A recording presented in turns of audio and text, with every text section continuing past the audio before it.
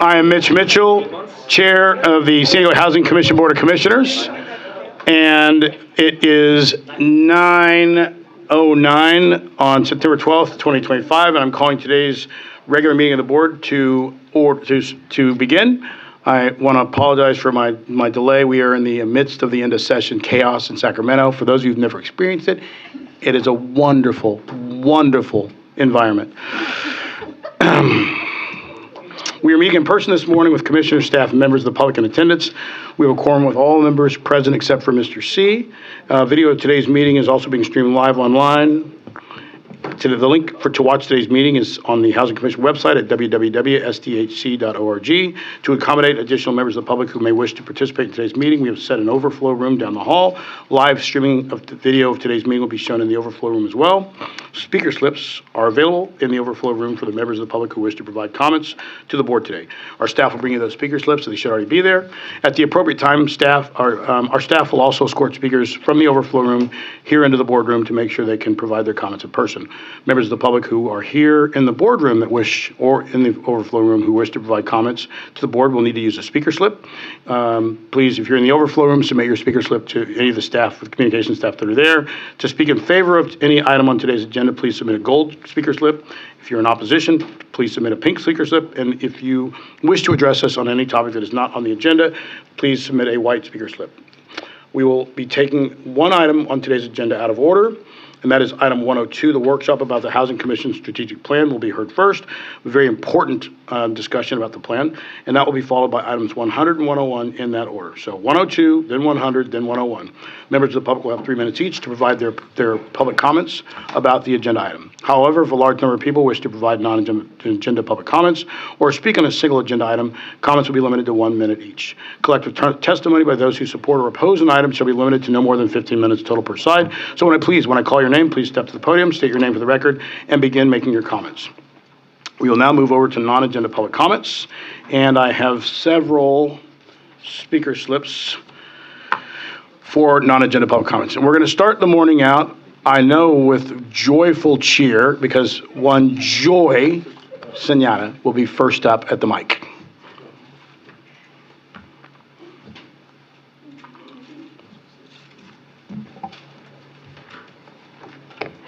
Good morning, Joy Senyata, District 3. Is this a wonderful day or what? Item 102 is on the agenda today. I mean, yes. What can I say? Okay, I want to start with thank yous, and this is to all of you and to everyone who's out working for the commission, you know, in the offices and everything. I just want to tell all of you, the board and everyone, that how much I value and appreciate all the work you do for the people of San Diego. It, as we know, all the work we've been doing, me for 19 years, has become absolutely more important than ever. And so thank you for hanging in there. Some of you for many, many, many years, way more than me, and way more important. So I just wanted to take time to thank all of you. And I'm often told that when I speak for about 1,000 people standing behind me that who are working, who are caring for, you know, their parents, their babies, whatever, but they really want to come to the microphone and speak too. So thank you for what you do. And then just one other thing, I won't take long on this. It's a big day. CEQA. You know that the governor, and I'm very happy about it, has issued it's been signed, a modification of the CEQA. And I think this is historic, it's vitally important, and a lot of it is focused on housing. So I'm sure you're right into it, your lawyers especially. I've been trying to get to AB 130 and AB 131 to get every single detail, and they revised, the legislative website has been revised. It's not user-friendly, in my opinion. So I haven't been able to get in there yet, but I want to see, it's going to cover broadband, it's going to make broadband expand. The legalities, I think, are going to lessen, God bless the attorneys, but no more, much less suing is going to be done. And so we need these modifications. So I just wanted to tell you that I know you're doing your diligent work to know what these bills are saying to us and make sure that we can implement them and follow them, because they're important and they're going to help our work dramatically. So it's a big day. Thank you. I love you. Again, thanks. Thank you, Joy. Appreciate it. Good way to start the morning out. I would just add on CEQA, there are going to need to be some cleanup changes on that. The builders do need a few other things, but in the end, the spirit and the intent is appropriately focused. So good. All right. Next up is Deborah Lynn Carter.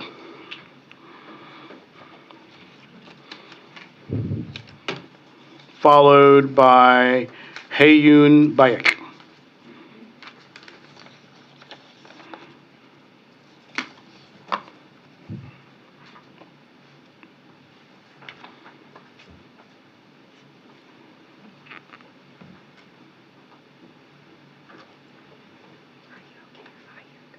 Yes. We'll do Hayun first. Hello, good morning. Thank you for giving me a moment to speak. I'm here today to share something deeply personal. It is the devastating story of my mother's housing journey, a journey that not only reflects her suffering, but a system-wide failure that continues to harm our most vulnerable.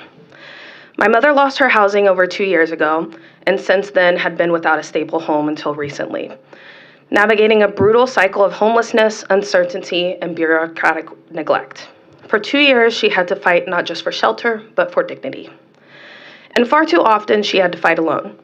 What should have been a supportive process through the housing system turned into a maze of confusion, indifference, and incompetence. The situations leading to her leaving the state for cheaper accommodations due to maxing out over 10 credit cards, spending well over $10,000 in hotels and Airbnbs, to her getting attacked from crazed landlords at knife point. The psychological trauma caused by this is just enough. Employees tasked with helping her didn't even know SDHC's own regulations. Reasonable accommodations, which are legally required under the ADA laws, were brushed off with a casual just do it yourself. But SDHC's own rules make it very clear that tenants can't make legal changes themselves. So which is it? Do we follow the law or do we fend for ourselves? Case managers were changed again and again, sometimes without notice, and with each change came delays, lost paperwork, more miscommunication, and re-explaining her trauma over and over. No one was accountable, and no one seemed to care. Now she's finally in a place, but the nightmare hasn't ended. Her current housing contract, which includes 91 addendums across 71 pages, which took 7 hours to read. 7 hours, may I reiterate. For someone with disabilities, that's not just unreasonable, it's inhumane. And buried in those pages are rules that restrict her basic freedoms while offering little clarity on her rights. And once again, San Diego Housing Commission does nothing. Again, do we do it ourselves or do we follow the law? This isn't just a bad experience, it's a systematic failure. A system that's supposed to protect and support, but instead confuses, burdens, and punishes. I'm disgusted by the neglect, by the ignorance, by the disregard for human lives. If this happened to my mom, how many others fell through the crack? How many others are currently teetering between life with dignity and death with order to be heard? As her HUD-certified live-in caregiver, she just moved into a place, and I'm now being told that my emotional support animals need to be registered to her, otherwise we will get kicked out. I need them and she needs me. So which do we do? I'm a licensed vocational nurse in 2 different skilled nursing facilities. So I deal with disability and I deal with the elderly all the time. We need a complete rehaul of this system from the top, starting with retraining of every employee involved in the housing services. Not just in policies, but in empathy, accountability, and the laws that they are sworn to uphold. My mother deserves better, and every person navigating the system deserves better. And we won't stop speaking until that changes. Thank you. Thank you. I think we will have somebody, Lisa's going to come back and and talk to you. Thank you very much for that, for your comments. Deborah Lynn Carter.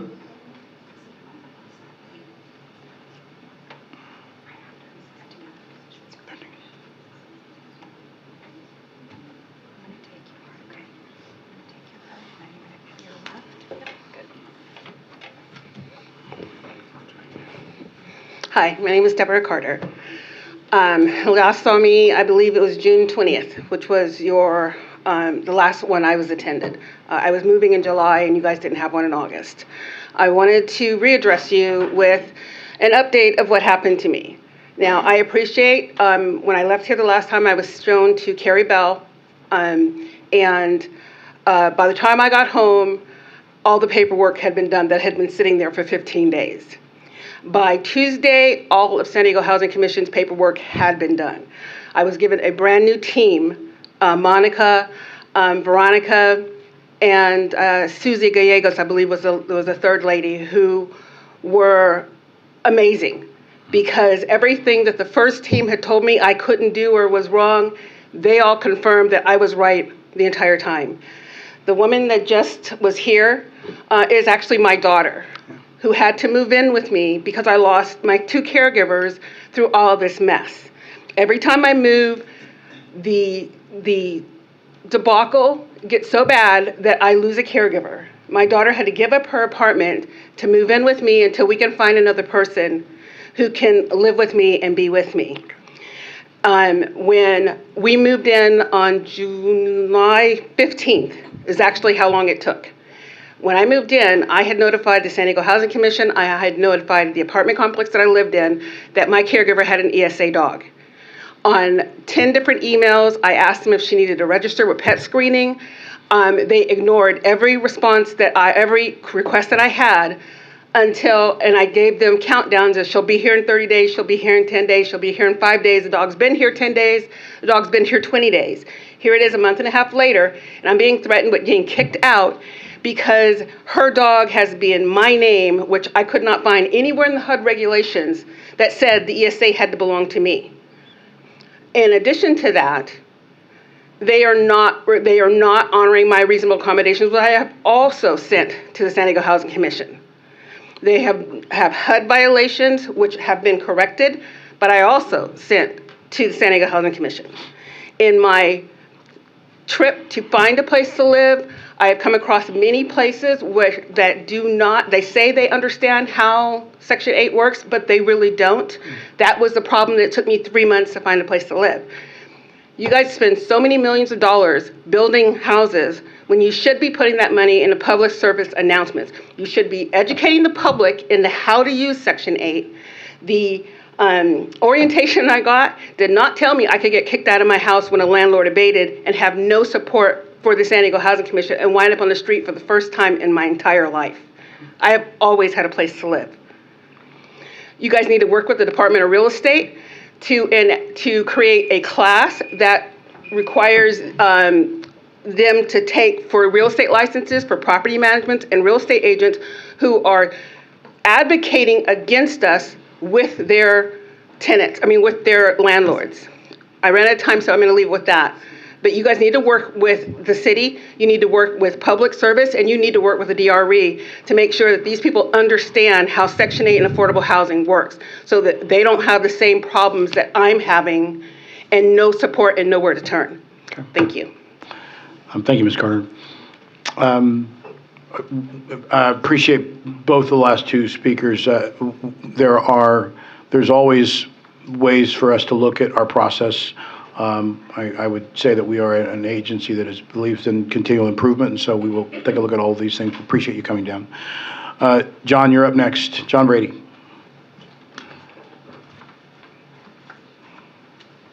Good morning. Good morning, John. Commissioners, good to see you. Good to see you. John Brady, Executive Director of Lived Advisors. We're a group of formerly homeless individuals that consult with system leaders on how to improve the system for those that are still on our streets and in our housing.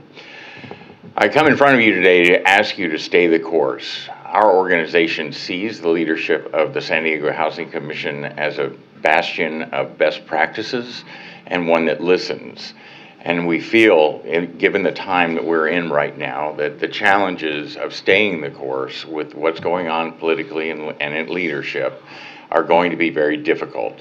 I can tell you, I've been doing this work for 10 years. In fact, 10 years ago, I was on the streets of San Diego. I've never seen coarser language online and in publications around the homeless population or just people in poverty.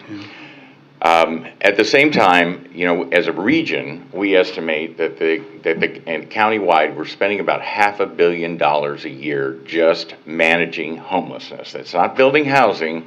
That's not creating the solution. That's just pushing people around, managing the impacts of people that are experiencing homelessness, making their conditions worse. And we need to change that. And we need to begin lobbying to change the way we are investing in the system. We also see in the future a dark time for us.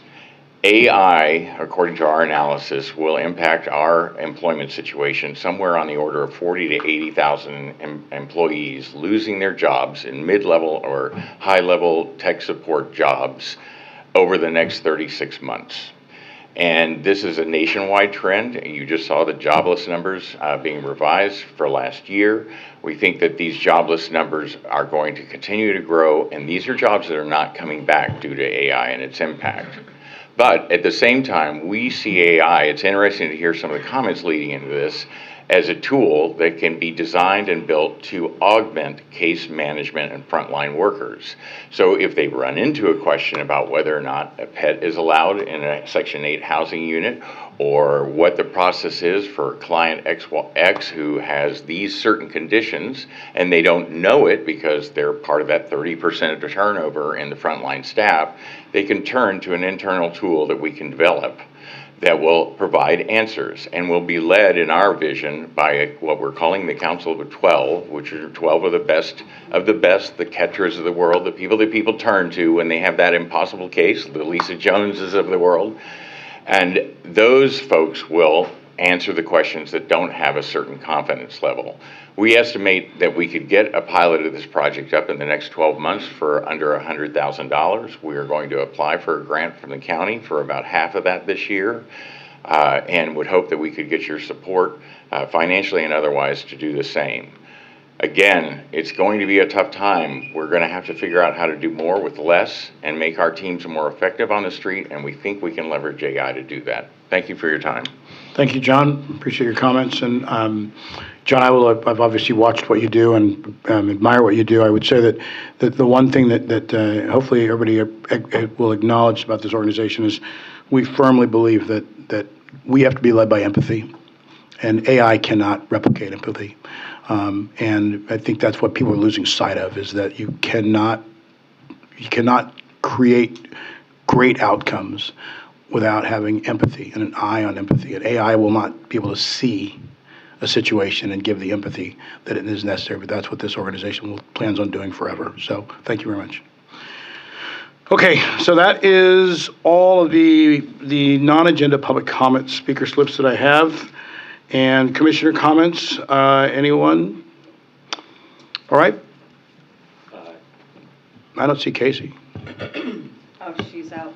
Oh, if we lost Kate, I'll just make one comment on the public comments as well while we wait for Casey. The City of San Diego has an income non-discrimination ordinance that prohibits any landlord from not accepting a housing choice voucher from a resident who's using it. A concern that I've had since that ordinance went into effect, which I think may have actually been before I even joined the commission, and was passed by the city council, is that I don't believe there's any enforcement agency attached to that. So while on paper in the city of San Diego, if you can afford the rent and the lease terms with a voucher, you are required to be allowed to rent the unit. There's no ability to make sure that that's the case, or that landlords know how to use that. And obviously the Housing Commission has how many thousands of landlords participating? Over 4,000. Yeah, multiple thousands participating, and has a very high satisfaction level, I believe, when we survey them about their experience. But I think that one of the problems we have are the number of landlords who have never accepted a housing choice voucher, whether that be legally or not legally, and maybe don't know how to use them. And I hear a lot of misconceptions about that. And so I think as we hear about anybody who is moving around and struggling to carry their services, and this does not obviously deal with the shortage of vouchers, that's a whole other problem. But it does seem like a very fixable problem that every landlord in the city should be making their housing available to somebody who qualifies with a voucher and should know how to use it. And that seems like something that we would need the city to fix, but the city should be able to fix that. So it's not the source of our problems, but that would be helpful. Yeah, I agree. Is Casey back? Casey's back, yes. Okay, thank you. Casey, you know the drill. I do know the drill. Good morning, Commissioners. I'm here to provide an update on the Coordinated Shelter Intake Program for the month of August. We received 2,249 requests for shelter, and were able to place 268 individuals, or 12% of the referrals. The top reasons we could not meet placements, number one, which has been consistent, is that we don't have enough any male beds. That was 32% of the reason we could not accommodate the request. Number two was there were no family beds. We actually had 303 requests for family beds this month, so that was our number two, or 15%. And the number three was no male bottom bunks, so very specific for their needs. We could not meet that. Year to date, which again is just July and August, we've received 4,199 requests for shelter, with an overall 13% placement rate, so we've placed 566. Number one reason, again, no male beds, that was 1,223 shelter requests. And then for families, total was 569 we were not able to meet. And number three was no male bottom. Just a little note, in mid-August, we did start doing the referrals for Safe Sleeping, the Downtown Partnership Safe Sleeping Program, which did, I guess the OLOT, did add 207 beds to our system. But as a reminder, we did, Rosecrans did close officially as well. So that's a permanent loss of 150 beds as well. Thank you, Casey. I think it's important, we often talk about here at the meeting that the homelessness crisis, we have to do a much better job of segmenting. And Casey, I think everybody should appreciate how you segmented that. I was having a conversation yesterday with someone about, bottom bunks, and today male beds. And then I think probably the most heartbreaking part of it is the family request, because that just means that we're truly heading in a really, really difficult direction. So, all right. Chair. Yes.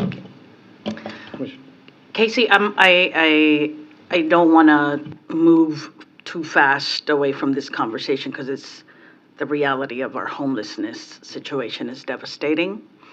So what comes to mind for me is when families, women, veterans, foster kids, foster youth are turned away, what happens, right? What happens? I mean, what's the reality? And I think that's something that I just want to kind of surface, because these numbers, we repeat it monthly. And I think it's important for, everyone that's listening to understand that. Well, the majority of our referrals come from outreach workers that are working out in the streets, so they would just remain on the streets.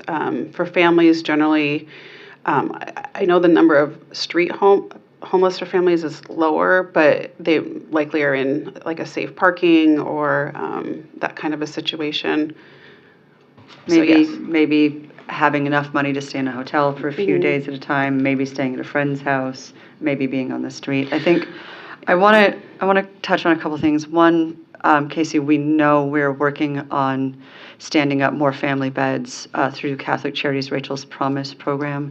Do we have an idea of the timeline on that right now?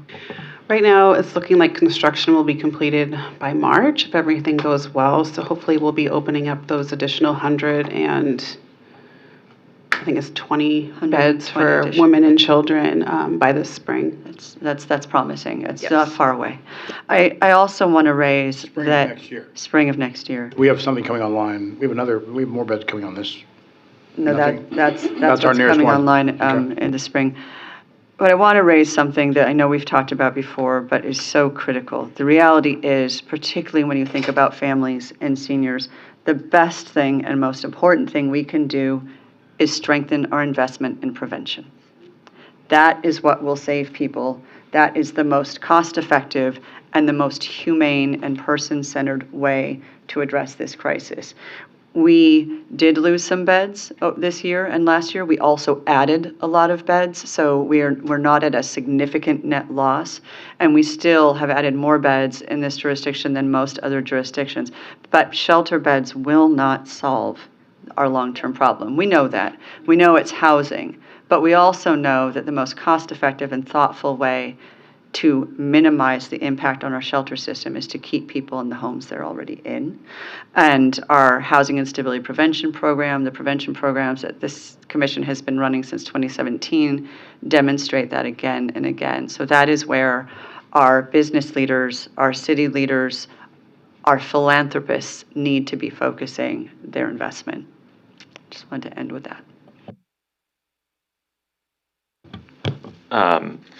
Thank you, Lisa. And I just want to add that, I really appreciate your consistently holistic approach. And it's been, I think, very informative and educational for all of us on the board, because I think we all struggle with the same thing, which is the scale and the complexity of the problem, and the part that is always the hardest to grapple with in the short term, I think, is that 90-ish% of people that Commissioner Hester pointed out are left on the street despite seeking shelter. And I think that the reason why it's easy for us to, arguably kind of hyper-focus on the shelter is that it's the immediate first step, and it's such a change from having no shelter that the reason why I think it's so important that you keep everybody holistically focused on how the system is working is because it would be a terrible mistake for us to solely focus on having the capacity, because the reality is we will never, if all of our resources go into shelter, we will never be able to meet the need. Because we have people coming in and going out, and we have people losing housing, and we have people moving from homelessness into housing. And if the whole system stops and we're just trying to locate a shelter for people, that shelter will fill up and continue to fill up. And this is something that I think I didn't fully grasp, was if tomorrow we had all the shelter beds we needed and nothing else changed, the only progress we would have made would be that we would move people from the street into a shelter, and we would have nothing left for the new people who are falling into homelessness from that point forward. So we would essentially be back where we are, arguably much better in terms of the number of people living exposed to the elements, but it would not solve our problem. And I think that's what John Brady is pointing out as well, is that if all of our resources go into managing the problem, then the problem will continue to grow at the same rate that it is growing, and all we will be doing is warehousing. That's it. And so it is a really hard thing, I think, for us to all weigh those choices. But we need leaders that keep us focused on doing more than one thing at a time.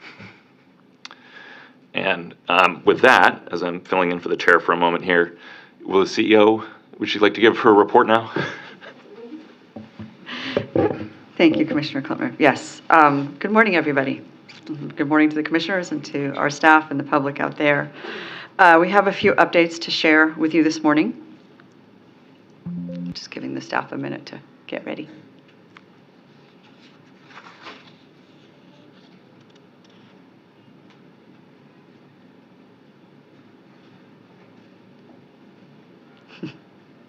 We threw it on them last minute. Where are the? Normally there's tissues near Ryan somewhere. I don't know. It's been a while. It's been a while. I understand it's migrated. We weren't ready. They're usually near Ryan and near me. That way we can spread it around. Thank you. Yeah, these are, and not, I don't mean to make light of that emotion. We all carry that in our hearts every day. The challenge that we are trying to address and the people that we are trying to support and protect. All right, are we good to go? All right, slide 2, please. Thank you. Speaking of prevention or other things of that nature, addressing the ongoing shortage of affordable housing in our city requires both the creation of new housing units, as we've been discussing today, and the preservation of units that are already affordable in our city.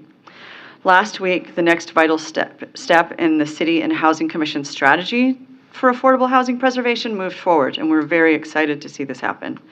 The City Council's Land Use and Housing Committee approved our recommendation for the Housing Commission to establish an affordable housing preservation fund. Thank you, Joy. I know you're excited about it too. In April, Council President Pro Tem Kent Lee, who chairs the Land Use and Housing Committee, asked us to provide an informational presentation to the committee about a possible preservation fund. At that meeting, the committee then asked us to come back with recommendations, which we did on September 4th. The Preservation Fund is designed to use initial dedicated preservation dollars from the city and attract private sector investment going forward, including philanthropic partners. The initial funds would include a portion of the city's Neighborhood Enhancement Fee Fund dedicated to support affordable housing preservation. Those resources would provide for the first $5 million of the Preservation Fund. The fund would initially support acquiring multifamily housing properties where people need more affordable housing options near transit, schools, and employment centers. We would preserve their affordability and generate income to support additional property acquisitions in the future. This would also demonstrate success to attract additional private investment. The Preservation Fund is a crucial step in a strategy to ensure San Diego families can continue to afford a place to live in communities across our city.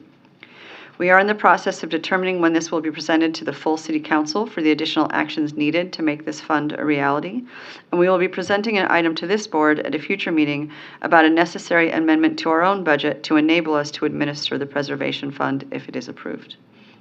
We thank Council President Pro Tem Lee, Council Member Sean Elo Rivera, the board, and especially the Preservation Collaborative Stakeholder Group that have worked with us through this process over the last several years and to bring this next step to fruition.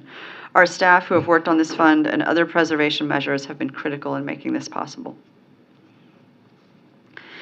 This week, I co-led discussions with members of the California Association of Housing Authorities regarding budget and policy priorities at the state and federal levels of government.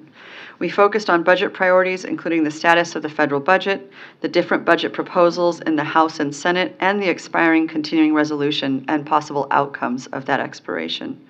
We also discussed how to work collectively to advance state and federal policy priorities. This includes increasing advocacy, challenging assumptions, and expanding understanding about our programs, as well as influencing the state and federal budgets and legislation, developing and proposing legislation to advance our mission and serve our communities, and influencing HUD priorities. Next week, I will be in Washington, D.C., engaging with members of Congress, Senate budget appropriators, and HUD policymakers. Our goal is to ensure that our housing and homelessness priorities and the impacts of potentially underfunding programs are understood and in front and center as Congress works through their budget decisions and the appropriators work out their deals. This is an especially important time to be on the ground in Washington as federal appropriators are in the final stages of negotiating funding levels for critical housing and homelessness programs. Our presence in D.C. allows us to elevate our voice at a pivotal moment and advocate directly with appropriators for the resources our community needs. In advance of next week's trip, we also sent advocacy letters this week to our congressional delegation, and we received very positive responses and have a heavy number of meetings over a few days in D.C. We urge them to fully fund public housing authorities and our vital housing assistance and homelessness programs. We also specifically advocated for Congress to continue funding the Emergency Housing Voucher Program, for which the U.S. Department of Housing and Urban Development had ended funding 5 years earlier than anticipated. As we continue our advocacy in D.C., I will keep the board informed with timely updates on any developments that emerge from these critical budget discussions, as well as sharing information with our staff and our public. Yesterday, our Senior Vice President of Homeless Housing Innovations, Casey Snell, actually, I think that was a couple of days ago now. She's not in at the moment. Casey Snell and Director Holly Nelson participated as panelists on a national webinar about key strategies to tackle unsheltered homelessness. Attendees from 48 states participated in this seminar organized by the Corporation for Supportive Housing.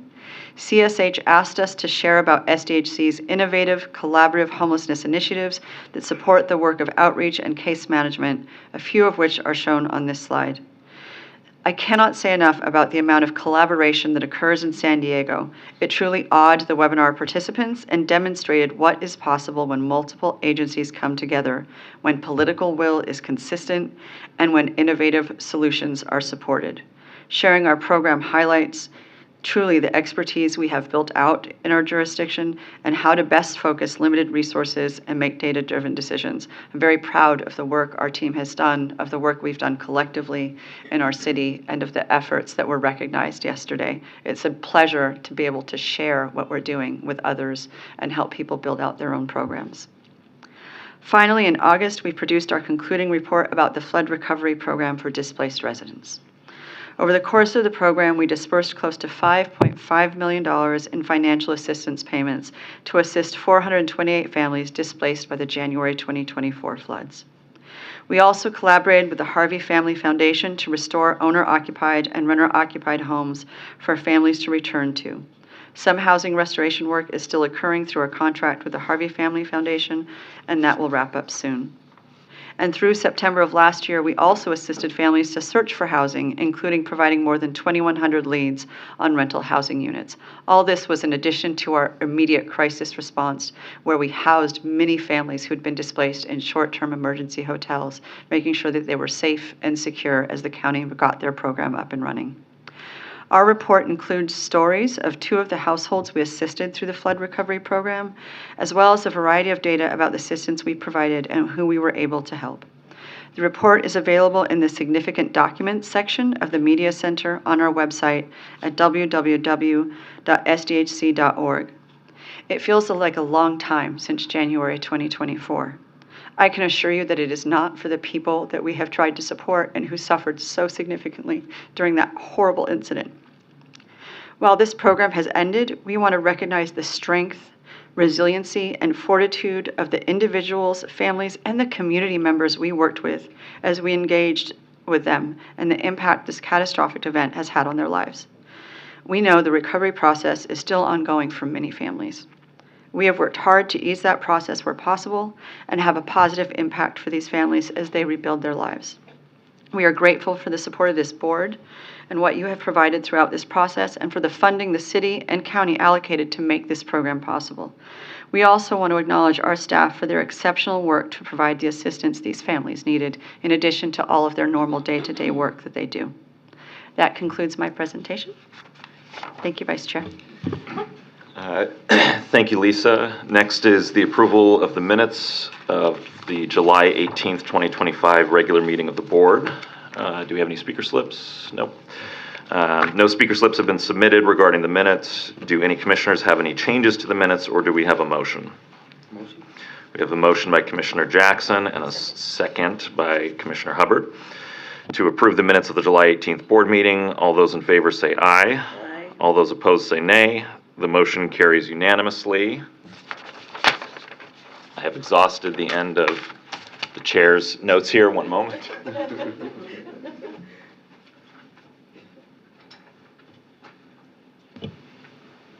Tony, can you turn my mic off there? Thank you. As the chair mentioned at the start of the meeting today, we will hear item 102 first. It is the workshop about the strategic plan. We will take public comments after the staff presentation. Our President and CEO, Lisa Jones, will introduce the item. Please begin when you're ready. Wonderful. Thank you so much. I'm joined today by Deborah Fischel-Falk, our Senior Vice President of Community and Strategic Initiatives, and it's a pleasure to introduce John Hart, CEO of the Impact Center, who supported the development of this plan. We're here to present the fiscal year 2026 to 2030 strategic plan. It's here, Joy. It happened. It's happening right in front of you. This is a bold, forward-looking roadmap that reflects the voices of our staff, partners, and community. This past year has been a year of profound change. Policy priorities have shifted significantly at a federal level, and funding uncertainties are evident across all levels of government, local, state, and federal. SDHC is and has been for many years a high-performing agency delivering critical resources to our community. We are truly fortunate to have such dedicated staff across our agency, our board, our policy leaders, our community see the results of their efforts every day. But we must face head-on the reality that how we have worked before and the solutions that have delivered for us in the past may not meet the needs of our changing times. We must reevaluate our priorities, our available resources, and prepare for future opportunities in new ways so that we can continue to deliver on our mission. This strategic plan is our blueprint to become the agency we need to be resilient, high-performing, focused, and forward-thinking. Resiliency is not just a theme, it's our guiding principle. It's how we will navigate change, remain grounded in our mission, and continue delivering for the people of San Diego. This morning, we'll walk you through the structure of the plan. We'll begin with who we are, our vision, our mission, and our values. Then share how the plan was developed through inclusive engagement. The heart of the presentation will focus on our 5 strategic priorities and the measurable goals that support them. Before sharing the details of the plan, I would like to take a moment to reflect on who we are as an agency. The San Diego Housing Commission is rooted in a deep commitment to housing stability and community well-being. Our identity, our purpose, values, and mission guides every decision we make. Our vision is clear. Everyone in the city of San Diego has a home they can afford. Our mission is to foster social and economic stability by ensuring the development and preservation of quality, affordable housing. Our purpose is to provide stable, quality housing solutions so the community can thrive. And our core values, fairness, excellence, transparency, and collaboration are the foundation of how we lead and serve. Now, John will present our process and the first 2 initiatives of our plan. Thank you so much for joining us, John. Thank you, CEO Jones. Delightful to be with you all and a privilege to work on this together. A minute about who we are, our connection to San Diego, and then the process itself. So the Impact Center is a 501c3 nonprofit organization that works with public institutions and mission-driven organizations to enhance their performance, strengthen their capabilities, and improve operations. We have been connected with San Diego in a number of ways. In 2022, we supported the development of a strategic plan for the San Diego Regional Task Force on Homelessness using a model similar to that we have followed today. In addition, we have been engaged with CEO Jones and the executive leadership team to support the transition to a new CEO and stand up their readiness and capacity. And previously, the Impact Center authored a report, Operation Shelter to Home, documenting the Commission's and RTFH's successful response to the COVID-19 pandemic early days. Our approach to strategic planning brings together robust stakeholder input to inform critical decision-making about prioritization of time and resources. It also provides a roadmap to guide the Commission's actions, growth, and resources over the next 5 years. At the same time, our approach is grounded in robust and diverse inputs that ensure the strategic plan is aligned with priorities. It is actionable with measurable indicators for implementation. At the same time, we recognize that the Commission operates within an ever-changing environment, and the plan leaves flexibility to adjust and respond as needed while maintaining a central focus on its proactive objectives. I want to speak for a moment about inputs and then the strategic planning team. Inputs were solicited from a wide range of stakeholders, including the San Diego public, SDHC staff, the mayor, city council, commissioners on this board, and from community organizations and external stakeholders to inform the strategic planning process. Focus groups were convened for the following stakeholders: community-based organizations, provider network leadership and frontline staff, those with lived experience and participant advisory groups, and landlord advisory group. In terms of public input, a survey was distributed to the San Diego community through the public input platform. The survey reached 1,381 responders. Each question included a free response portion that allowed respondents to expand upon their response and provide additional thoughts.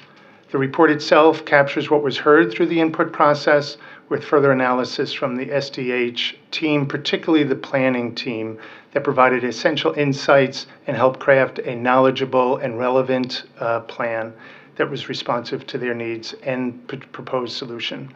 Those core strategic themes formed the initiatives of the plan.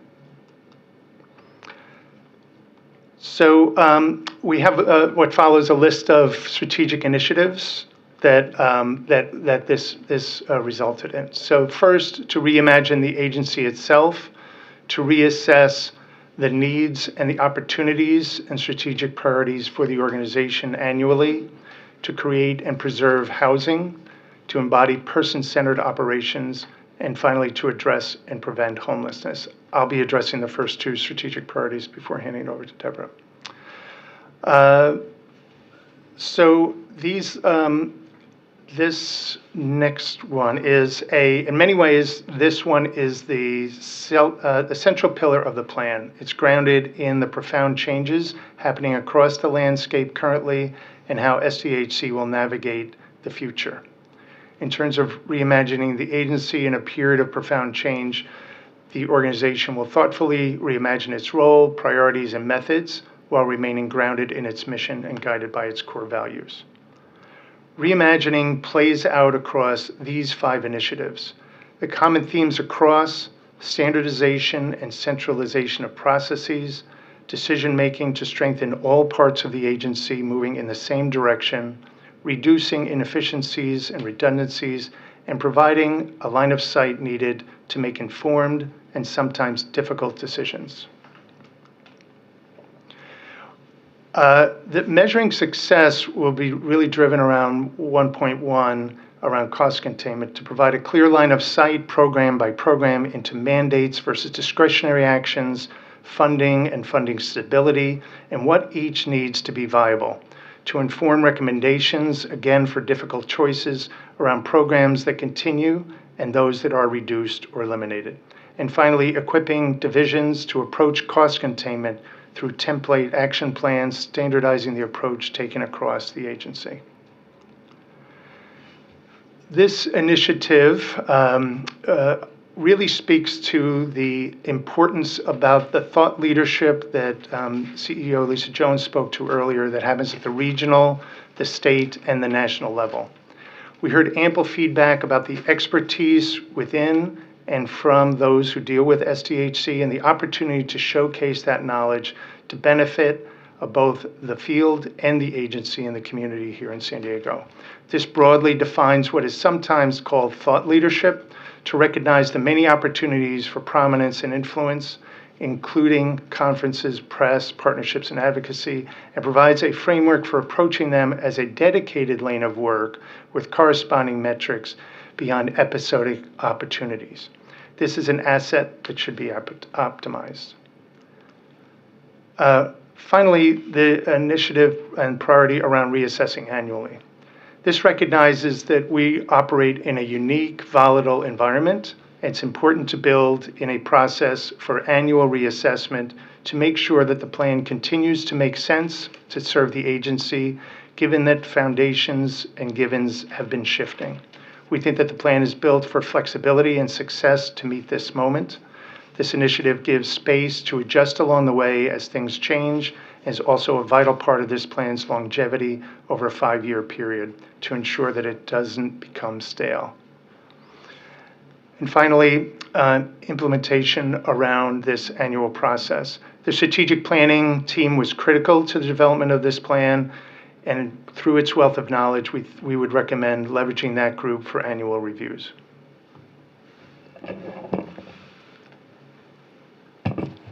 Good morning, everyone. So before I get started, I'd like to note that every initiative within every priority area has specific measurements of success. Some initiatives may have multiple measures, so we are highlighting just a few from each priority area. The full document will be available before it comes back to the board in October for approval. This priority, creating and preserving housing, reflects our core mission, ensuring San Diegans have access to safe, stable, and affordable housing. Access to safe, stable, and affordable housing is a foundation for individual well-being and community resilience. We are committed to continuing our efforts to identify resources to create new housing opportunities and preserve existing affordable homes. For this initiative, we are aligning key divisions: real estate development, asset management, property management, and rental assistance for a unified strategic approach. We're taking a multi-pronged approach of furthering our efforts to create new housing, preserve existing stock, and protect affordability in order to meet the urgent needs of today while planning for long-term resilience. Our real estate team will continue to explore refinancing, bond opportunities, and a preservation fund with the city to protect at-risk housing. They'll also continue to look at furthering mixed income acquisitions and expanding access to home ownership. One of the metrics for this initiative includes evaluating the feasibility of acquiring apartment buildings, whether planned, under construction, or existing, from market rate developers. This strategy would use limited SDHC and HDP funds as equity paired with 501c3 or municipal bond financing to reduce development risk and potentially secure properties at current market prices. Acquired properties would be income restricted for households earning 50 to 120% of the area median income and structured for positive cash flow. And if feasible, the real estate team will develop a multi-year acquisition strategy to expand the SDHC HDP mixed income housing portfolio over the strategic plan period. Of course, this would also be subject to funding availability. Our property management team will continue to explore ways to reduce costs and increase net operating income at SDHC-owned properties to further streamline and optimize operational workflows and reduce operating costs. Measuring success for this initiative includes the property management team furthering their efforts with streamlining the leasing and renewal process to reduce average processing time, increase online lease signings and renewals, and reallocate staff time toward higher value resident engagement by March 31st, 2026. Progress will be tracked through system analytics, processing benchmarks, and quarterly staff feedback. Our asset management team will be engaging in a strategic analysis of our real estate portfolio to maximize financial efficiency, and will also be developing an annual capital preservation and rehab plan. Okay, let's see. Our rental assistance will seek to further optimize financial policies within the division and, in collaboration with our Moving to Work team, leverage our Moving to Work flexibility to sustain critical programs. This is about local solutions to local challenges. Strategic Priority 4 is embodying person-centered operations. A person-centered approach is central to our core values and is foundational to both the services the agency provides, how we engage with the San Diego community, and the way we support our staff. It's about dignity, respect, and responsiveness. As we move forward with the strategic plan, we will ensure a person-centered perspective will inform decisions agency-wide. The 2 initiatives for person-centered operations are included on this slide. One measure of success for person-centered service for the community is defining and memorializing the core principles of person-centered service by the end of this year. This will ensure consistency and alignment with providing person-centered service to the San Diego community across all touchpoints. For staff engagement, we will further invest in workforce wellness and resiliency through regular staff engagement channels to gather real-time feedback, identify opportunities for enhancement and support workforce wellness and resilience, which is critical during a time of transformative change. Strategic Priority 5 is to address and prevent homelessness. We remain deeply committed to addressing homelessness through evidence-based, person-centered strategies. Our strategic plan builds on the Community Action Plan on Homelessness and reinforces our alignment with citywide goals while advancing new and responsive strategies to meet evolving needs. To ensure we align available resources with the Community Action Plan on Homelessness for the City of San Diego, we'll conduct a comprehensive assessment by June of 2026. The findings with recommendations will be presented to executive leadership. Now I'll turn it back over to Lisa. Thank you, Deborah, and thank you, John. And a deep thank you to the many community members, policy leaders, customers, partners, and staff who helped shape our new plan. As a reminder, there are many more measurements for success that support the underlying initiatives for each priority area, and they are contained in the full plan. If we had tried to cover them all today, it would have been a 45 to an hour presentation. Our new strategic plan serves as our blueprint to becoming the organization we must be to meet our challenging times. Together with our partners and the community, we will adapt, innovate, and deliver. Ongoing feedback and collaboration will be key to the success of the strategic plan and thus the success of SDHC. I'm going to hand it back to John for a few closing remarks. Thank you. I just want to start by saying what a privilege it has been to work with you, CEO Jones, and with the members of this commission, and with the immensely talented staff here at SDHC. You know, you sometimes come into these situations where people are voluntold that they're on a strategic planning team, and we found them to be just full of enthusiasm for the opportunity for improvement and innovation. And that carried on along every step of the way. We talk about that in the midst of every crisis lies a great opportunity. And this current disruption provides unique challenges to take advantage of the crisis that is before us and the opportunities for improvement and innovation that it presents. And finally, you know, it seems counterintuitive to embark on a 5-year strategic plan in the midst of so much disruption, and yet it is the perfect opportunity because of the commitment that you all made in terms of your comments and input. And again, I come back to the talent and the collaboration that's really unique. We deal with a lot of organizations around the country. We constantly, often by attribution, sometimes anonymously, refer to this team and these folks, the strategic planning team in particular, and the senior executive team, as just highly collaborative. There's no turf fights. There's only focus on the mission and helping each other, supporting each other, and seeing a chance to improve the people that they serve. So it's a privilege to do that, and I just want to close and thank you for the opportunity to say that. So, moving on, for the next steps, we will be presenting to the Strategic Plan Committee later this month for discussion, and returning to the full board requesting formal approval of the plan in October. And that concludes our presentation, and we're happy to answer any questions you may have. Thank you much, Deborah.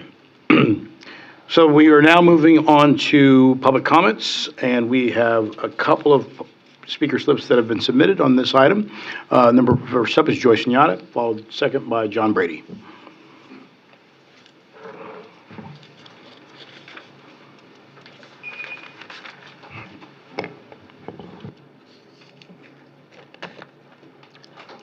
Thank you so much.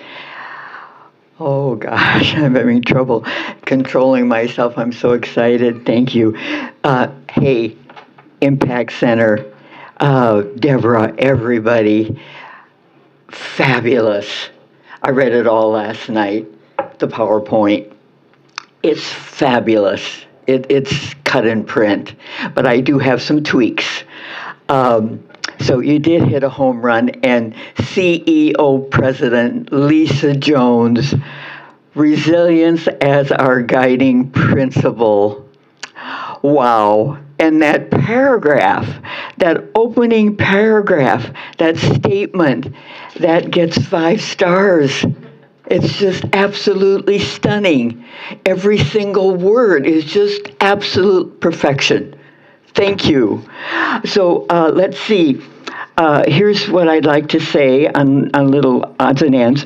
The strategic planning team, a clean, actionable roadmap for SDHC and into the future. Let's put now.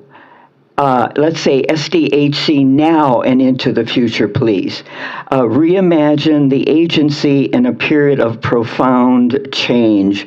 Very truthful statement. Profound is the right word there. My likes on the initiatives. 1.4, optimize technology resources. I know John Brady will love that one too. 1.5, leverage San Diego Housing Commission's prominence. I want to say this twice. 1.5, leverage San Diego Housing Commission's prominence, expertise to shape the housing field. I want all of you to own your greatness. This statement is powerful, but I don't think you own it enough. Own it. Own your greatness and implement it because you are great. Let's see, it's Initiative 3.1. Thank you for the presentation. Preservation Fund, keep it moving forward. What happened? Why are you not saying that the Housing Preservation Ordinance, which preceded the fund, was approved? That's not in there. Can we have that in there? I don't know why it's not in there. That was a big step. And I'm almost finished. I recommend 4.2.1 persons. This is important. I recommend 4.2.1 person-centered staff engagement be applied to 4.1.1 person-centered service community. You've got to make those a symbiotic relationship. Okay? Please, let's up that. Thank you so much for the customer service. I'm almost done. Thank you so much for the customer service working group. That's fabulous. Love the words emphasis on prevention with homelessness. Love the words moving forward together. Lisa, adapt, innovate, deliver. Those are 3 great words. How can we improve on that? This is the work of greatness. Thank you, everybody. Love to all. I'm breathless. It's much more than I ever anticipated. Thank you. I love you. Thank you very much, Joy. John? I think it's the Joy and John show today. Thank you. So I wanted to build on a couple of comments that you made, Brian. We agree with you. We have built ourselves a giant shelter trap, and we are never going to shelter our way out of homelessness. And that may be part of the hard decisions that we have to make moving forward, is because right now, the majority of our resources by far is spent managing homelessness, including shelter. It's not cost effective, and I don't think that we're going to be able to continue to afford to do it, especially given what we see as the numbers that are going to evolve for AI. And it's sad that we're where we are at a national level because, frankly, at the very time we should be talking about building a system that will support universal basic income, we instead are stripping the social support network and the safety net that was in place that already was inadequate. This is why we're seeing people with disabilities and seniors entering our streets. We're seeing intact families navigating our system and a complete, as you all know, inadequate amount of resources to address those needs. The jobs that are going to go away this time in this economic slowdown that's going to be accelerated by really insane import import taxation, are not going to come back. Everything that I read says that we are getting ready to transform our economy yet again. And unfortunately, we built an economy that was based on knowledge workers. And that's not only here, that's a national decision that we made. And those are the workers that are going to be wiped out when AI becomes to its fullest fruition. It's not going to be the frontline workers. It's not going to be the people that are cleaning the offices. It's not going to be the people that are doing social support. It will be the knowledge workers and the base of our economy. And I don't think that we're coming to terms with that. And I just wanted to really put that out there. We feel it's one of the messages that we need to get across to the Board of Supervisors, to all of our local leadership. We're going to see a fundamental change in our social structure, and we're not prepared for it. We're not even talking about it. One of the things that we saw, and I really commend you on the plan, great work. I will tell you that even though we built a lot of, whether it's Pulse for Good, doing doing feedback slips from the shelters, etc., there's very real retaliation. I see it happen to clients that I happen to engage with on occasion. In fact, the dog situation, I sat in with a client that was at an affordable housing unit, permanent support housing. We negotiated a deal. The next day, they sent him a notice and said, you have to have your dog out now. And for him, if he doesn't address that and remove the dog, it will be the strike that puts him out on the street. So he hasn't been the perfect client, but you know what? None of our people are perfect. The majority of us have disabilities and challenges. So this is why I'm putting forth that we would like to create a county-wide customer feedback system channeled through lived advisors, because we're seen as trusted by the clients here serving, and we provide that reporting back raw to all of the service providers that we get reports on. We're not going to engage. We don't have the resources to do that, but at least it allows you to listen and hear unfettered feedback from the people you're serving. Thank you. Thank you very much for those comments, John. All right, there are no further speaker slips from the public on this. We will move to commissioner comments. Vice Chair Klempner. Thank you. I want to thank John and Deborah and just give a little bit of context for everybody. I was on the strategic planning committee on the last strategic plan, 6 years ago, I guess, and that obviously included reviewing the one prior to that as well as the starting point. And I think that strategic planning is, one of the areas where I would be the first to say that the process matters as much as the outcome, because the process has so much to do with what comes out the other side and what people learn through the development of the plan. And I think that the key difference I see with this plan as to prior strategic plans is that this is a bottom-up derived strategic plan rather than a top-down imposed strategic plan. And I think it's easy for large, complex agencies like this to default to the top-down model, as we have in the past, because there's so much expertise and experience involved. And I think what you have done very successfully is to have the priorities and the values and the challenges that we're facing all driven by the outreach that you're doing across the many stakeholders. But the plan itself is deeply informed by the expertise and the experience of the staff who are here, which I think is critical, because they are the ones that will have to live with and implement and work through and make the annual changes to the plan. And so the fact that it has so thoroughly, I think, incorporated the staff across this agency in the details is incredibly important. The other thing that I'd like to say that I really appreciate here is that in large agencies like this, it's very easy for all of the various experts to have their silo, their division, their thing that they understand how it works, and they don't have the time and the bandwidth, and it's not their job to think about all the ways in which that falls into the larger picture.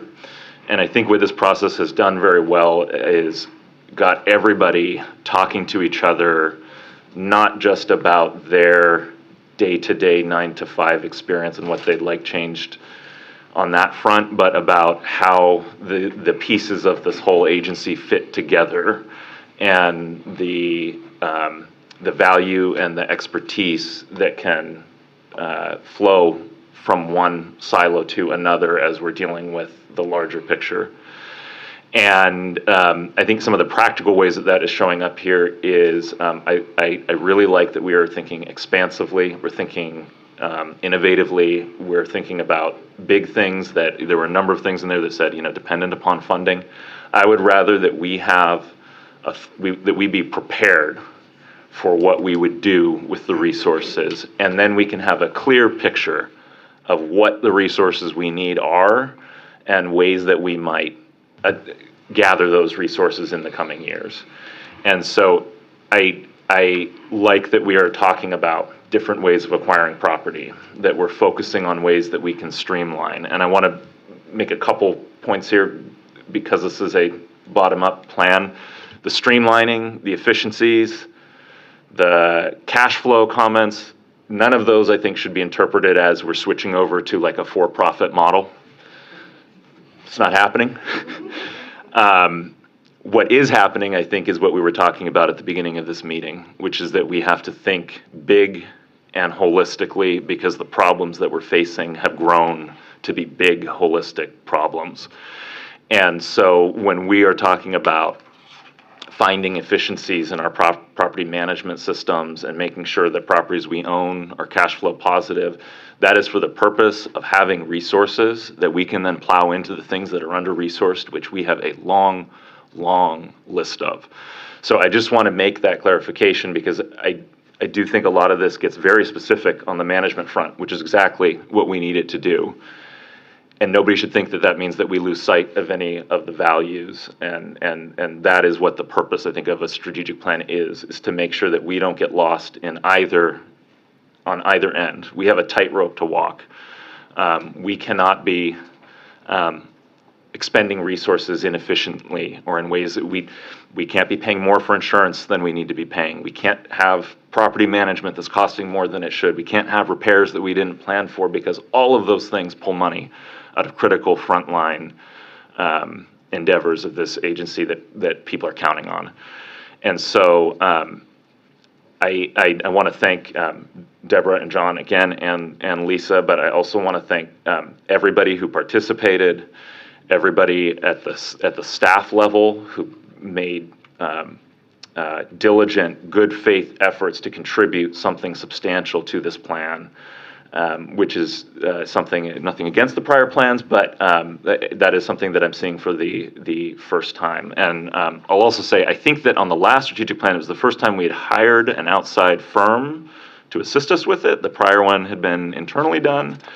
And this was the first time we ran a competitive process and recognized that we wanted to find the best fit, and that it was worth the resources to do this process right, and that it is not a place to cut corners in the strategic planning process. This is one of our most foundational activities. So thank you all for that. I'm very happy with that. The last thing I want to say in closing here is that we are having this workshop to provide more opportunity for input, and we are also noting that there are 2 more opportunities as well, one of which being when the committee meets and goes over the full plan, and then the other being when it is approved. So anybody out there who feels that they were missed in this process, or has input that they feel like it needs to be incorporated, there are opportunities left, and that is what this process has been about. I also want to note that, Joy, you have been on top of us about this process. I think one of the things that was not clear necessarily was the breadth and the depth of the work that was going on to gather the input. So even when we didn't have anything to report to report month to month, that was because you all were working very hard to make sure, we have a real challenge in these meetings, which is not everyone can make it to these meetings. Not everyone knows that these meetings happen. Not everybody knows what the Housing Commission is, even people who are counting on its services. So I don't like the idea of relying solely on a public meeting. I think it's important that we provide this as an opportunity.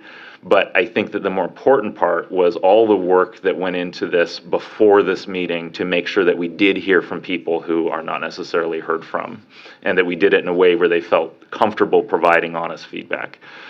So I think it's very important to the process, and I just wanted to highlight that to make sure that all of us in the entire community feel that this plan is a reflection of our strategy as a community. That's it. Thank you. Thank you very much. Yes, Commissioner Vasquez. Sorry, real quick. So a couple of meetings ago, I mentioned, first, this is a wonderful strategic plan. I can see the intent and the love and energy that went into it, and it's comforting that it's actually an honor to be part of that, like being able to vote on, in support of this strategic plan. I think that what goes unsaid a lot of times is the reason for people being homeless and being house insecure. And so I want to dismantle or rather just without being prejudiced against the outcome, the reason for homelessness. Why are some people house insecure or homeless, and what is the driving force for that? So I believe there was a request to have a survey done by all the people that enter into either our facilities or, and ask them what caused you to have to come to our shelter today. Was it loss of job? Was it medical issues? Was it a domestic violence situation? So that we can dismantle with this prejudice that, there's just some people that prefer to be homeless, or there's just some people that prefer to be in this situation, and we can't do anything to support that because they are preferring to be on the streets. And so I don't know if that's part of the plan to also investigate that solution or that problem. Actually, Casey's team we did remember and we did hear that. And Casey's team has been working on it for quite some time. And I think we have a workshop coming on that or a report coming out soon. Yes, we have actually been working on it for quite some time just because of the other stuff that we're tasked with. It took a little longer than anticipated, but we took the time to develop a thoughtful survey and engagement, and we spent a lot of time collecting feedback. So yes, we're finalizing our report and expect to come back soon. Yeah, very soon. Okay. It's important to, and I think I talked about that a little bit in my update, is challenging assumptions, right? And educating and helping people better understand what some of those decisions that are just numbers on paper, what they equate to.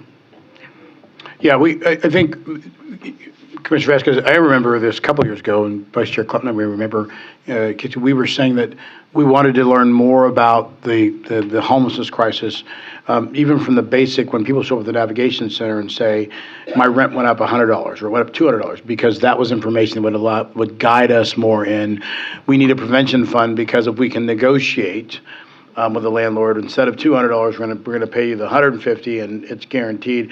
But we needed that information, and I think this crisis has been allowed to be defined by just this perception.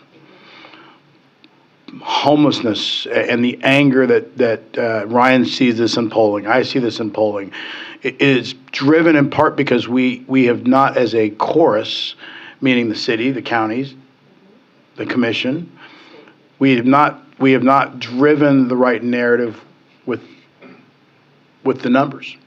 That's why I mentioned when Casey was up earlier, men, no beds for men, families, bottom bunk. Casey has done a wonderful job of explaining to us that sometimes it's just about we only have top bunks available, and some people can't get into a top bunk. But that all, without providing that specificity, it just drives the narrative that someone is choosing to be homeless, when the harsh reality is they can't get into a top bunk and there are no bottom bunks available. So I think one of the things reason why I'm excited about the strategic plan, we've talked about it for years, there's a couple of things. Let's just come down to the basic premise of housing, right? And you heard me mention the word segmentation. We have to segment better. When we talk about homelessness, homeless veterans, homeless youth, homeless seniors, homeless families, it's not just homelessness. And segmentation means that we have to build, I think Vice Chair Klutner mentioned, you heard John Brady mention it, that shelters are not the answer. Shelters are a tactic in pursuit of a solution. And we will always need shelter, but what we really need is, we need to understand the housing needs. And I would say this, that I've always said that I love what we talk about, what we do, as heartbreaking as it is sometimes. The strategic plan, as Vice Chair Clunner mentioned, is a great example of a collaborative communication from the bottom up. What do our folks see? What do they hear? And how do we become, and it's a simple word, more responsive? And I was thinking about this when we were talking to Lisa about the strategic plan. We have to be an organization that's driven by ideas. We have to have ideas happening constantly, an idea of how we can do it better, how we can be more responsive. And I think I give the team credit. I think we've used ideas in the last couple of years aggressively. When Jeff Davis came and said, "Boy, we're struggling with how to care for the home key projects," we said an idea. Let's go to Sacramento and ask for support. We have ideas about how to improve every day, and that is a must in our environment. And then it's not just the ideas; it's how you implement, how you go. We have to ask. With all the ideas that come in, we have to ask. And Vice Chair Clinton mentioned it. Just because something costs a lot doesn't mean we shouldn't have it on the list, because it's part of being responsive and being better.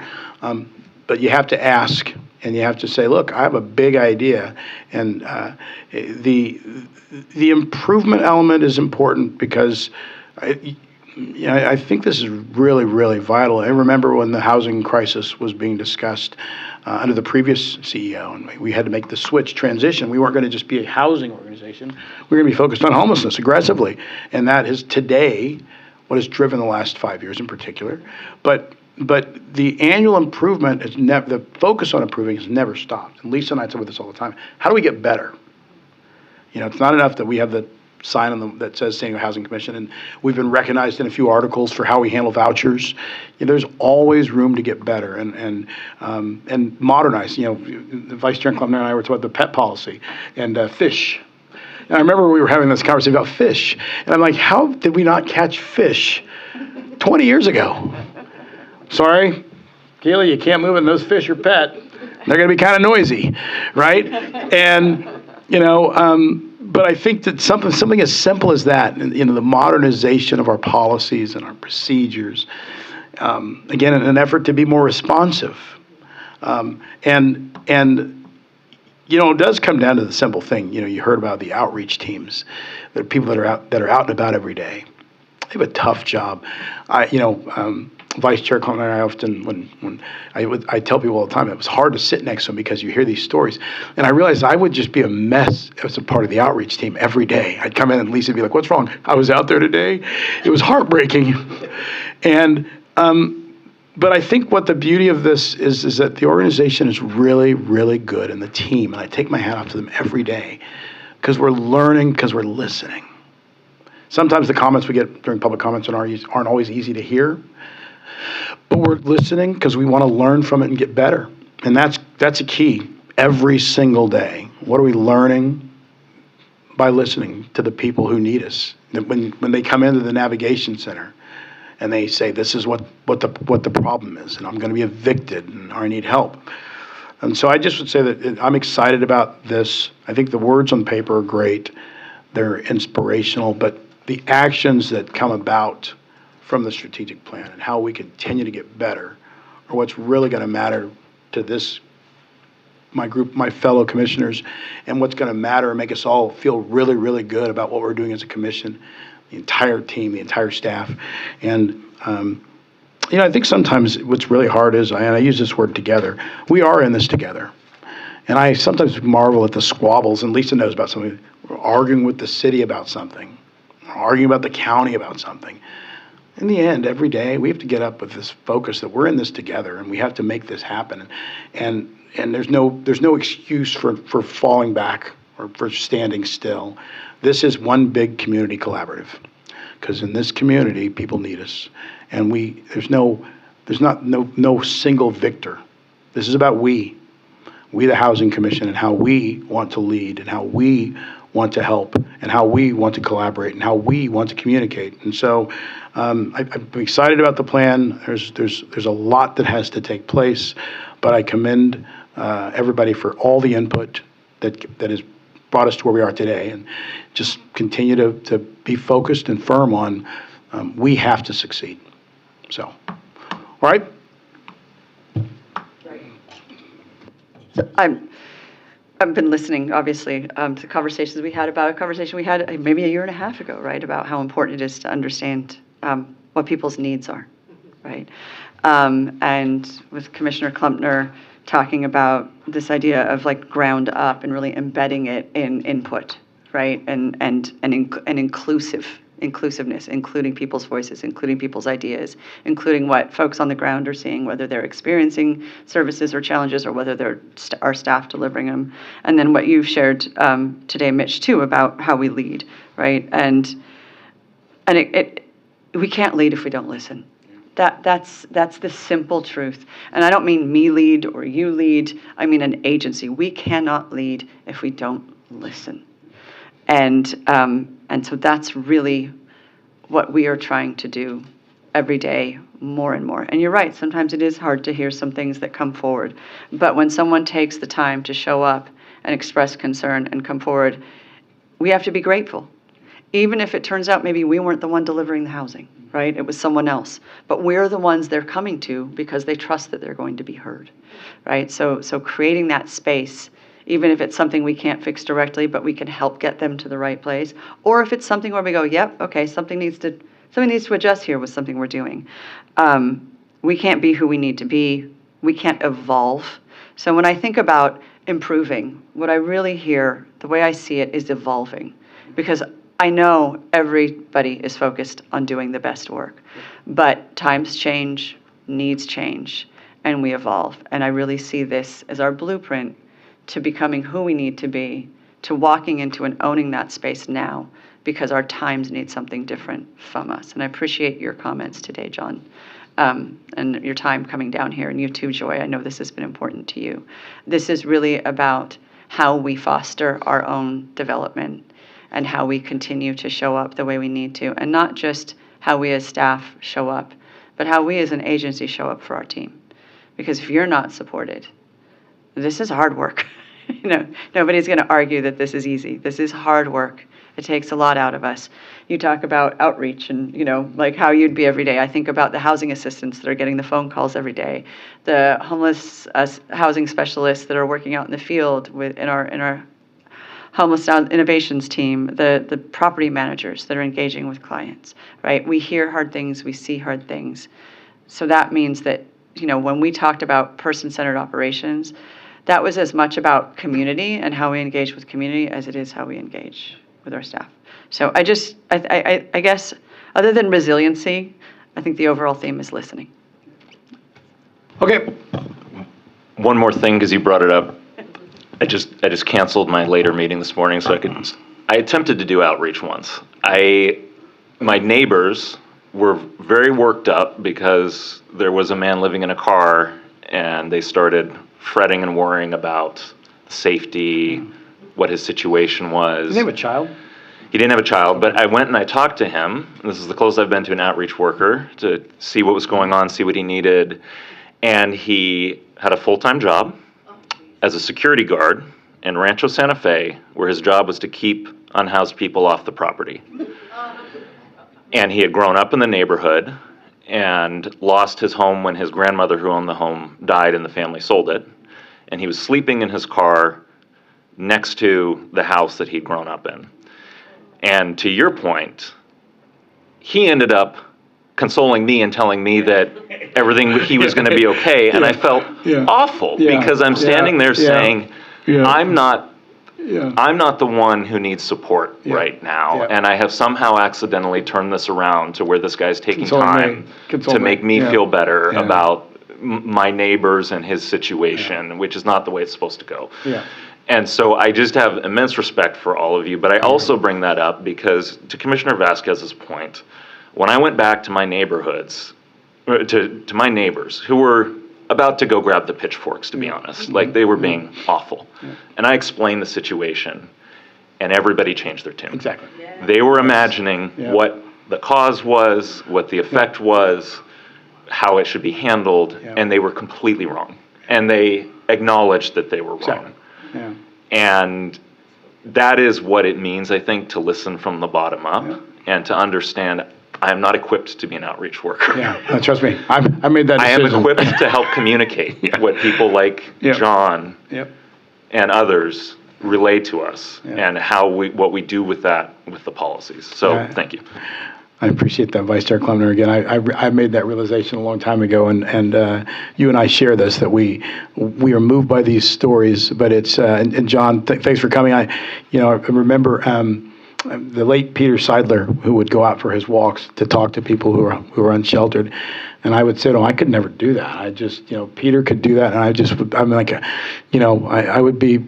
Someone would think there was something wrong with me because I'm walking up and down the streets crying because I'm out gathering information. So it's a situation where, again, listening is key. Just a simple word, listening, and that's what's going to drive us to be more successful. So, all right. I apologize. That was a great conversation. We're a little behind, but there are no further comments on this. We'll go ahead and try and get through the rest of the agenda, and we are moving next to item 100 because that was an informational item. And item 100 is the admissions and continued occupancy policy update for public housing. We'll take public comments after the staff presentation. Vice President of Property Management Jennifer Bulskov and Housing Specialist Patrick Valerio will be presenting this item. So Jennifer and Patrick, the floor is yours to begin when you're ready.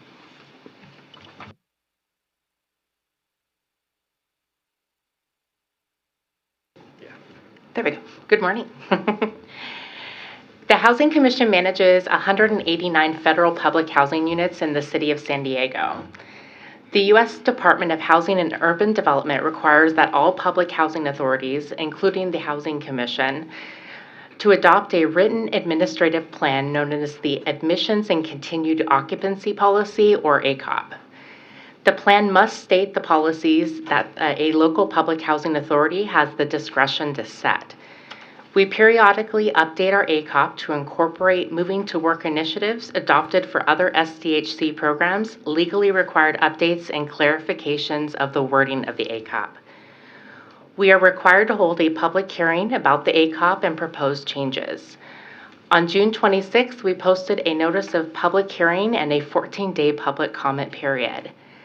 The notice appeared in the San Diego Union Tribune and San Diego Voice and Viewpoint newspapers. We also posted information about the hearing and public comments on the Rent from SDHC page on our website. It included instructions on how to submit written comments to us about the ACOP. The public hearing occurred on July 29th here at the Housing Commission's offices.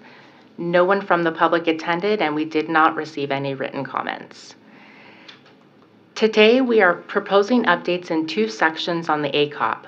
One is an update to our public housing waiting list preferences, and one is an update to the PET policy for our public housing units. Federal regulations allow public housing authorities to establish local preferences for the public housing waiting list and to prioritize families that meet those criteria. The proposed updates to the ACOP include modifying the language about waiting list preferences to be consistent with the waiting list preferences in the Housing Commission's Section 8 Housing Choice Voucher Administrative Plan. This slide includes a few examples of the proposed revisions to the language in the current ACOP. The proposed ACOP would also state that within the preference categories, applicants will be served by the date and time of their application. This is in addition to the ACOP, but is consistent within our current practices for the public housing waiting list. Slide 5 shows the full updated text regarding the waiting list preferences as it appears in the proposed ACOP. The numbers for each category represented the updating rankings for the preferences, with number 1 indicating the highest preference and number 4 the lowest. Federal regulations also allow public housing authorities to establish policies about pets in public housing units, including limiting the number of pets. For more than 11 years, the Housing Commission has allowed public housing residents to have no more than 2 pets. The existing policy limits those to 1 dog and 1 other type of pet. The update we are proposing will provide tenants with more flexibility. The ACOP would allow both pets to be dogs, and fish would not count toward a household's pets, so they could have fish in addition to their 2 pets. These proposed updates to the pet policy in the ACOP would not in any way limit service animals or assistance animals, which are not counted as pets. This slide shows the text as it appears in the proposed ACOP. Staff recommends that the board take the actions detailed in the staff report and shown on this slide. That concludes our presentation, and we're available for questions. Thank you. Thank you very much, Jennifer. Okay, we have 1 speaker slip on this. The speaker is Joyce Inyana.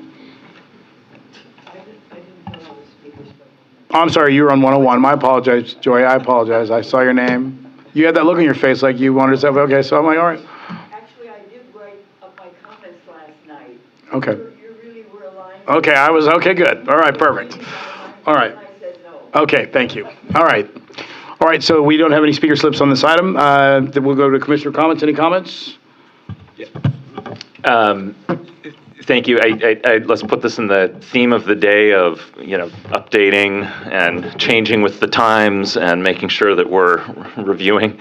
And so I really appreciate the additional flexibility that this provides too. I want to provide a little bit of input for the next time we reopen these policies, and I don't know that this would have been the time to do it. So I'm very good supporting this today. But I know that at the state level, there have been a number of bills that have made it quite far. I don't think any of them has actually been signed yet, but that dealt with requiring multifamily properties of a certain size, putting restrictions on the pet restrictions that those properties can have. And this is not limited to affordable housing, obviously, but the reason for that is that over the last 5 years, there's been a very significant increase in the number of animals going into public shelters across the state of California. And so just to check on this, I asked the Humane Society for their data on surrenders. In the last 2 years, 25 to 30% of all animals, depending on the year, surrendered was due to landlord prohibiting the pet, them having to move to a location that prohibited a pet, not being able to afford the pet deposits, housing-related barriers that are new as the housing market becomes very tight. Many landlords just no pets, and this is becoming a significant public burden, although not this agency's burden. I'm also, very aware of.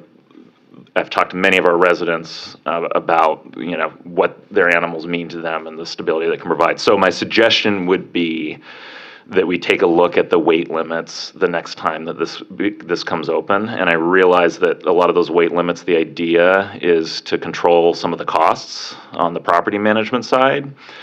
But I'm guessing that no one, not just here, but I'm guessing nobody anywhere has looked very closely at whether those weight limits actually have any impact on the costs of the property management. And also whether there's other ways to address that. Many properties require somebody with a dog over a certain size to get pet insurance that removes the liability from the property. I don't know if that's even allowed. I imagine this is a complicated area given our housing regulations. So this is all just feedback for the next time, but I think that we're moving in the right direction in terms of improving the flexibility, removing the barriers, hopefully reducing anybody who we are providing housing to who ends up surrendering an animal because of it. I think the goal should be for that to be a rare occurrence. So that's my input. Thank you. Thank you, Vice Chair Clementer. Okay, Commissioner Jackson. Yes, I wanted to elaborate on this. So how would this have benefited the lady that came in earlier today about the pet? If she was living in the public housing, this would have taken care of the situation, or if she's in the private and just has a voucher, it's two separate things. So it's two separate things. She's not in our housing. It was a landlord and a landlord who wasn't looking at an accommodation, I think, for her. Not to go into too many private details of hers. When it comes to reasonable accommodation, that trumps almost any it trumps all requirements that are here, unless there is some significant health and safety issue. So reasonable accommodation requests fall outside of these requirements. So these requirements that are in the ACOP would not be applied to someone who was requesting a reasonable accommodation related to a pet. And just to put that in everyday speak, so if somebody is requesting a service animal, for example, and I think this is very important, if you have a service animal, you're not limited to a service animal under 25 pounds, which for many people doesn't work. So just to be clear here, yes, anyone who has a need that falls into the accommodation, this does not apply. That helps with their disabling condition. Yes, it does not apply. So that's very important. And we also try to be as flexible as we can. We serve a lot of people who have previously experienced homelessness, right, in a lot of our communities. And a lot of folks come in with animals that are either just a pet, or are a companion animal, or are an accommodation animal. So there's a lot that goes into this, and you're right, it is complex. But we focus on removing barriers to the degree that we can. Okay. Seeing no further comments, I will need to entertain a motion on this item. Somebody put Keely. Second by Ryan. Any further comments? Johanna, you haven't said anything to me today. I have said something. I know, not to me. I mean, you teased me today, so I was just, hey, how are you? So make sure, thank you. There you have it, there you have it. Okay, so we have a motion, a second, no further comments from Johanna. We've had our introduction. All those in favor of the motion, say by saying aye. Aye. Any opposed? Aye. There, okay, fair enough. Any no opposed, no abstentions, the motion carries. Thank you very much, Jennifer and Patrick, appreciate it. All right, let's go on to, after Jennifer and Patrick, we've got item 101. This is our item on the pre-development budget for 7798 Starling Drive. We'll take public comments. Joy, I have your speaker slip right after the staff presentation. And making this presentation will be Josh Hoffman, and Vice President of Real Estate Development, and also our Vice President of Real Estate Finance, Buddy Bohr. Buddy and Josh and Buddy, the floor is yours. Please get started. So good morning, Chair and Commissioners. Today, the item before you is to request to authorize a pre-development budget for the Starling Place Home Key Plus project. So,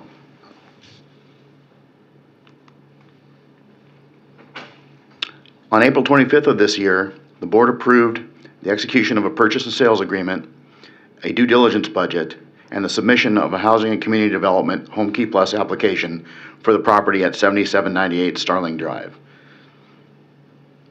This property is referred to as Starling Place. On September 2nd, the due diligence period expired. Staff removed contingencies on the sale, subject to seller closing conditions in an amendment. This is a good place to take a stop and discuss a little bit what we found during our due diligence process. And there were really two main items. One being, the property, for our operation, the property needs to be have a land use designation as a long-term stay hotel. The property currently has a land use designation as a transient hotel.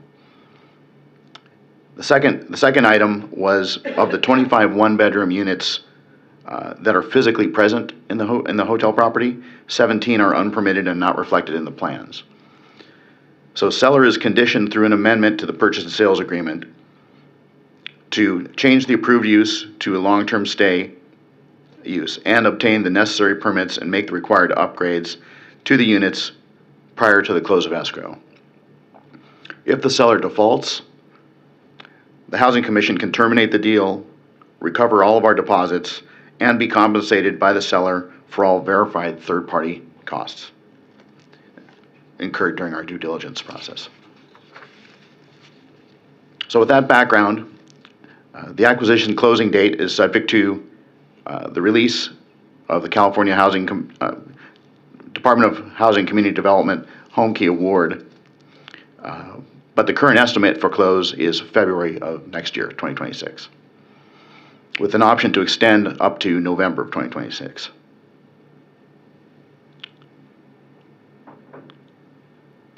Staff will present an acquisition request to the Housing Commission Board and the Housing Authority for consideration prior to close of escrow. To meet home key deadlines and requirements, the San Diego Housing Commission and San Diego Housing Commission acquisition policy, the staff must engage in pre-development activities prior to the acquisition. And these activities include what you see above here. Architecture and civil design. We need to get this so that we are as close to permit ready as we can by close of escrow.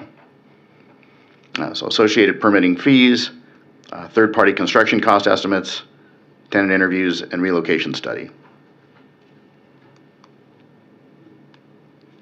So as a reminder, this is the Starling Place property. It is a 3-story building. It is elevator served.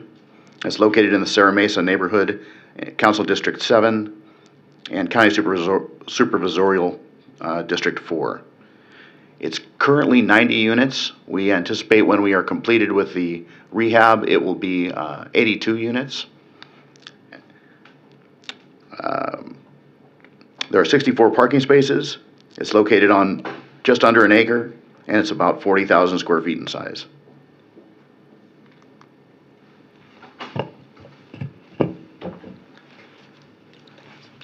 Thank you, Buddy. So as Buddy indicated, the Home Key Plus program has some specific performance milestones, which will require the SDHC start the design process as soon as possible to be near permit ready following close of escrow. Specifically, all construction and rehabilitation must be completed within 14 months of award. All Home Key funds are to be spent within 17 months of award, and the project must achieve full occupancy within 90 days of construction completion. Next slide, please. This slide shows the pre-development budget sources and uses as aligned with the submitted application to HCD. Subject to award, these funds would then be reimbursed from the Home Key grant at closing. Next slide. This slide shows key anticipated dates for the Starling Place project. SDHC staff submitted the Home Key Plus application in May and expects an award notice in October. To meet Home Key Plus deadline, staff must initiate the design and permit approval this month. Staff expects to acquire the property in February 2026 and anticipates permit approval by May of 2026, with construction starting shortly thereafter. And construction will need to be complete in December 2026 to meet current projected Home Key Plus deadlines. Next slide.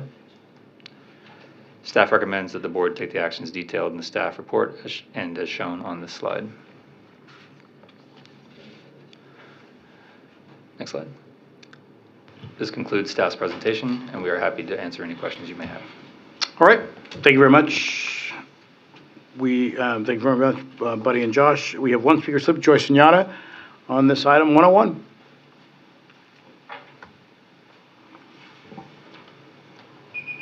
Thank you, Scott. Joyce Sunyata, District 3. Trying to figure out what to say first on this. First of all, thank you. I really support this item. Yet I wanted to say this before I say the details on it. Acquisition. Please help me understand it. Are we doing our due diligence on it? I think we are. But, you know, as I listened to this, and I ran out of time last night, but I did do my best to review the backup. And gosh, and then to hear the gentleman speak today, this acquisition process is so complicated. And I don't know how you make it right. and how you follow all of it. Because as a public who's very concerned with preserving and renovating and all of that good stuff for our affordable housing, I want it to be simpler. I want it to be simpler. Anyway, just thank you for letting me get that off my chest. I've got to understand acquisition processes better. So, yes on this, 81 units of permanent affordable rental housing for homeless people, good for 55 years. Now, as they said, on April of this year, we had the $35 million home key project approved through the state of California home key, so that was great. I was a little confused with the 617,000 approximately amount to do this work. Is that part of the $35 million request that we already made? Will that eventually be subtracted from that? Or where does that money come from? What funds? I didn't fully understand that, and I'm kind of watching our pennies a little more these days. I love, love, love when you do this thing. When you do City Council 7 includes 2,102 affordable rental housing units currently in service, which represents 7.4% of the 28,482 affordable rental housing units in service and citywide. Those are very good statistics. And that's low for Council District 7, isn't it? So I was wondering about that large number, 28,000, and I'm almost done, 28,482 total units in service in the city. Do we have metrics on that? I would love to get the big picture with the full detail on the metrics of what are these units, projects owned by Housing Commission. I would love that report. So thank you for today. It was fabulous, and love to all. Thanks, Joy. Buddy, you guys want to talk a little bit about the per door estimate? Yeah, I think Joy was specifically talking about the pre-development budget request amount, which was $617,504.40. And so as presented, that is coming out of SDHC local funds for the initial tranche that is at risk until award. Until the award comes. Once you receive the award, you're reimbursed for those funds. Okay. That is included in the overall project budget, yes. Okay. And Joy, what I'd say is one of the things that we get as commissioners, we get a look at how many units per district. I think it's important that we're always looking for balance. I think you've heard Vice Chair Kluntner say this. This is not one district's problem or issue to address. It's a collaborative. All districts need to participate. So we can try and get you more. We can try and get you some additional information on that. Okay. Any questions on this project? I agree with Joy that the acquisition project is complex. However, I'm very, very glad that we do thorough due diligence. And I think this is also a case of some of the necessity of it moving slowly. So, I would be a lot more concerned if we had things coming through where we didn't catch some of this stuff, because that does have a very meaningful impact. So, thank you to you all and the outside contractors who were hired to do a full evaluation here and get us where we need to go. So yes, it would be nice if everything was streamlined. We got to be real careful where we streamline, though. Yeah. Due diligence is very important. So thank you. I agree. I'll just add that again, I always say this. I'm really proud of the organization. We've created 600 plus rooms under a home key umbrella. Again, continue to be one of the few, the one city and one county that has actually taken full advantage of this. Part of that's taking off our hats on due diligence. It's better to get a place that's almost ready, needs a little touch up, than it is to go really fast, miss some things, and you go from being almost ready to, oh no, what have we done? What have we done? So thank you very much for that. I agree. All right, seeing no further comments, we need to entertain. We don't have any further speaker slips. I'll need to entertain a motion to approve moving forward on this item. Commissioner Vasquez. Second. Commissioner Jackson. All right, we have a motion and a second. Any further comments?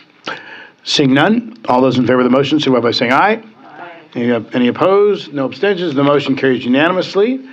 And that is the last time on the agenda. We are 3 minutes over. My apologies, but I think it was a great conversation today. All right, everyone, listen, great discussion, good meeting, and we have work to do. Everybody should be excited about the strategic plan, and as I always say, thank you to the entire team at the San Diego Housing Commission for everything you're doing to try and help people every day. And with that, this meeting is adjourned at 11:03 a.m. on September 12th.